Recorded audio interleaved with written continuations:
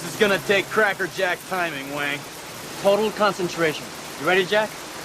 I was born ready. Welcome back to Thinking Critical. This is Wes, and things are about to get back to normal. Diamond is resuming operations in a couple of days.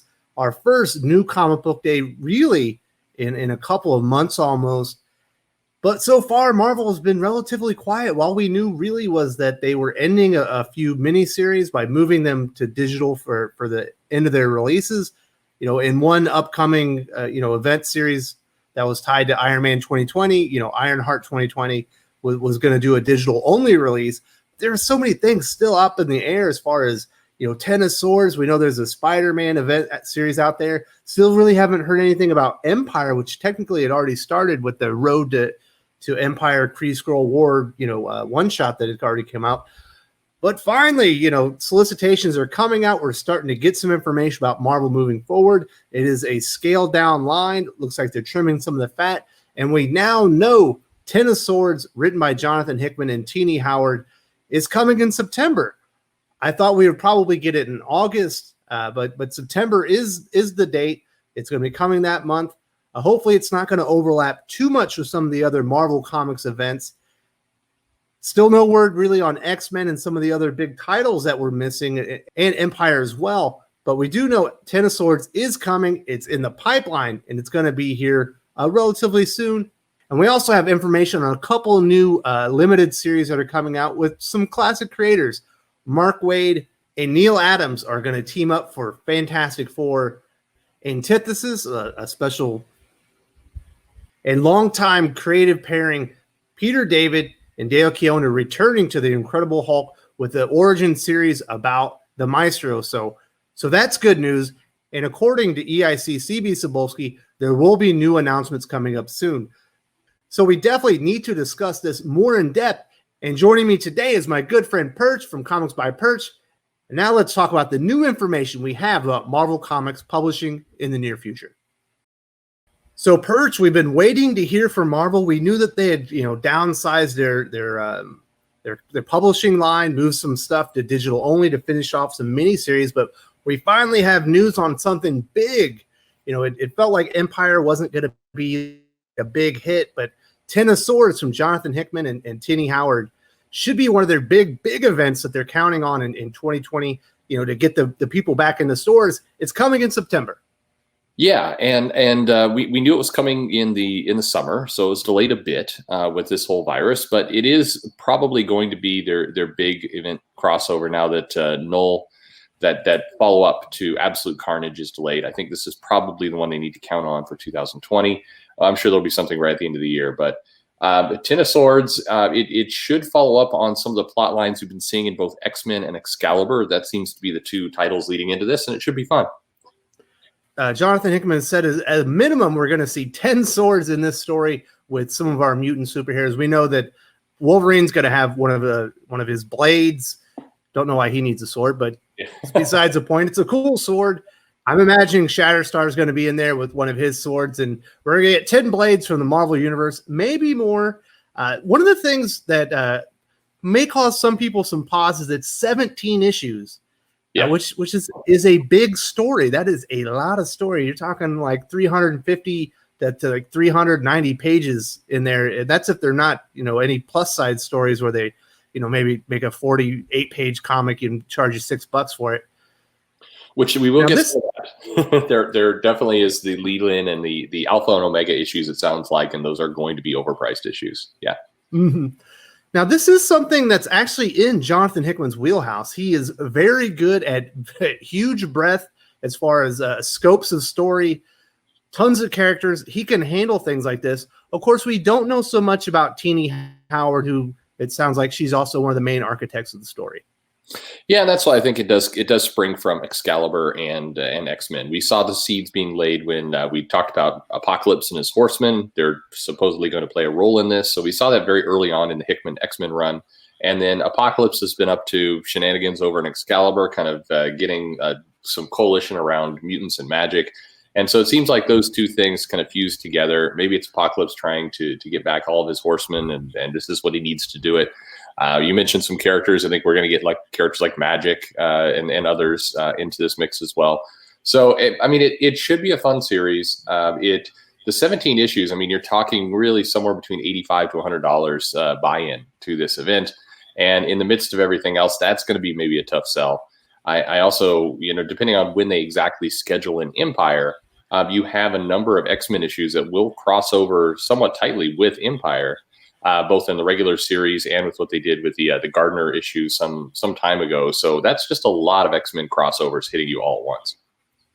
Also, we're supposed to be having a Spider-Man event that was supposed to be introduced in Free Comic Book Day, kind of alongside this Ten of Swords. Do we think there's going to be overlap with that event as well? From what I've heard from one of the creators, they think it's just delayed about another 2 months back. So we're talking something in maybe October, November. But yeah, I do think there's going to be some overlap. I think the second half of the year, there's going to be some bigger comics. The interesting thing, Marvel has moved some of their comics to digital. They've cut down on some of the line that was maybe some of the lower selling titles. But what's left are a lot of the core books that people are probably going to pick up anyway. And now you're combining a bunch of events into that as well with crossovers and everything else. And it's going to be a very costly fall and winter if you're a Marvel fan. If you're a Marvel and DC fan, it's going to be really costly. You got Joker War coming up, Dark Knight's Death Metal, a lot of things coming from DC. Although they are coming out a couple months before Ten of Swords, but it should be exciting. It's probably what Marvel needs. I'm a little surprised that they're waiting till September, but I think they're just waiting out the market because nobody really knows what it's going to look like. How many people are going to come back? Yeah, exactly. I think they know that they've lost some audience, and they also won't have all the shops opened up and clocking appropriately. I mean, what's interesting about this whole thing is we're getting to see two very different strategies play out at once. DC moved very aggressively to get additional distribution in place to try and get back to normal. And if you look at their shipping schedules, they're basically 30 days delayed on most things, and that's kind of what they're going with. They shifted. We lost a month. Maybe a month and a half with DC. But generally speaking, most things are looking about like they did. The other changes to G5 and Death Metal and everything else were happening before this entire virus with the Andidio's departure. Marvel, on the other hand, is taking an opposite approach. They just went on hold. They wanted to wait it out.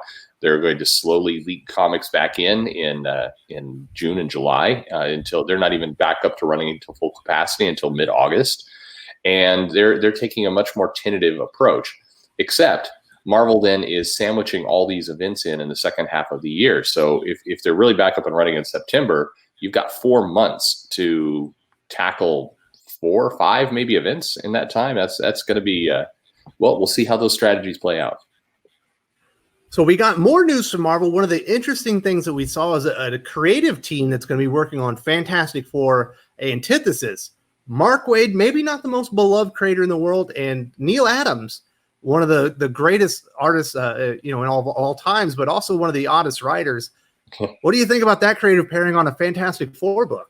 It's Marvel's. They were starting this early in the year. This idea we saw it with Garth Ennis on Punisher, and some of the things they're doing. They're trying to put classic creators, or Mark Waid, of course, has a long history with Fantastic Four. There's a definite connection there that readers will want. So I think the overall idea is good.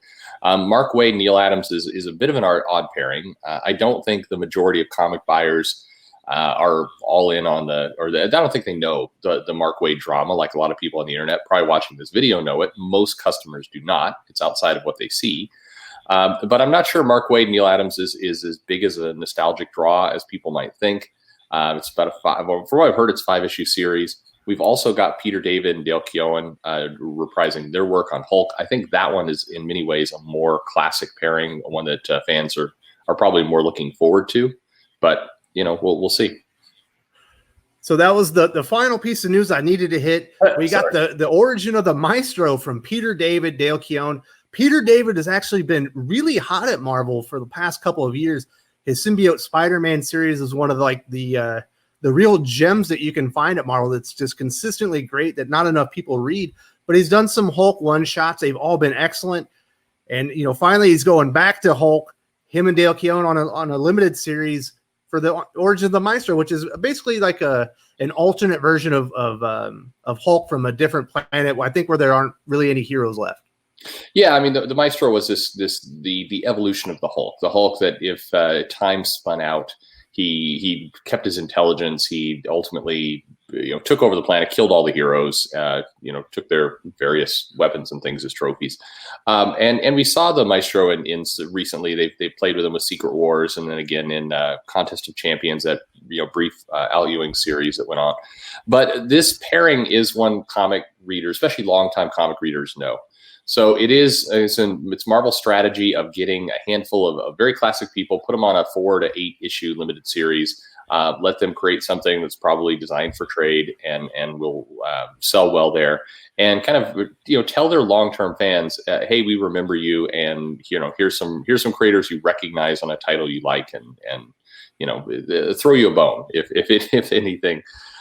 So I think this series has the potential to do very well. You're right. Peter David's been really good at Marvel lately. So I think there's a lot of good potential with this one. We'll see. We haven't really heard much from CB Cebulski, but he did speak recently to one of the news sites, and he said, expect more announcements like this.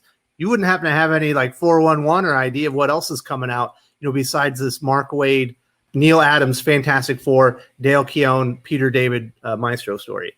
The only one that continues to be heard, and this isn't new news, is they are searching for projects for Chris Claremont. I do know that there's a desire to do something with him. I'd heard the rumor for a long time that they were trying to get Claremont and Byrne to come together and do a story as well, which would have been definitely right in this vein of kind of classic creators. But those two creators don't particularly like each other is the problem, and Byrne has his own problems with Marvel. But I think that as we see the year progress, we will get more. Claremont will definitely be attached to some, and I wouldn't be surprised if some other pretty big names in the past that they've been trying to work with come back to the table. Well, I remember they announced quite a while ago that Claremont was going to be coming back with some like God Loves Man Kills like special edition with actual new material on it, correct? Yes, and that is in the pipeline. So this is more of a completely new series. Claremont's under contract at Marvel. I mean, there is a desire to do something with him. Obviously, he's not going to fit into the Hickman side of the world now and the core X-Men books. But the idea that you can take and do some limited series, some small runs on things, I think is definitely something that they'd like to do. I know Kurt Busiek is doing something now, but he's also a name that they would like to get on some of these titles, maybe a similar thing for Avengers or some of those characters as well. Well, the good news is Marvel finally has some announcements. It's almost been all DC on the channel for several weeks now, as they've been the only ones really making waves. But Marvel, finally, we got a start date for Ten of Swords. We know we got a Mark Waid, Neil Adams pairing on Fantastic Four. Dale Keown, Peter David back on Incredible Hulk. Good stuff happening, and we'll be talking about new Marvel series announcements very soon. Yeah, I'm looking forward to seeing what else they want to do. I'm looking forward to hearing a little bit more about what they're going to cancel and actually trim the line. I think that's almost for them almost as important as the new books. How are you going to streamline your comic run? How are you going to straighten up that shelf and what exactly you're going to do? So I think over the next 30 days, hopefully we're getting a lot of news out of Marvel that clarifies what their future looks like.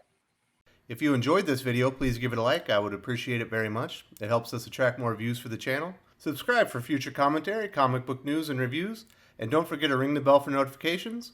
If you want to talk comics, movies, and much, much more, you can follow me on Twitter at Wes_from_TC. With that, Salamat Po, and I'm out.